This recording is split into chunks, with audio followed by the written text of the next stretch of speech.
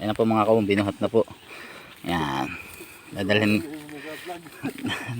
Dadalhin po yan doon. Yan. Ganyan po ang pagkuha namin. Ano? Po naghahakot po si tatay. Yan. Tatay po hindi masakit yung kanyang kuhan.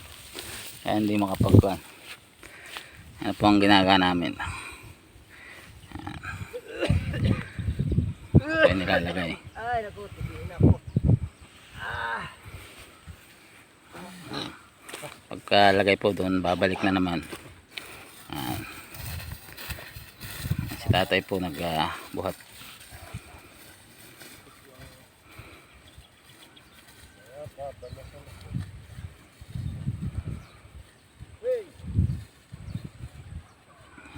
Ganyan po mga kaupong. Pagtatalapok, yan po ang tinatawag na talapok dito sa amin, din sa General Luna. Sige po, maraming salamat sa panonood mga kaupong.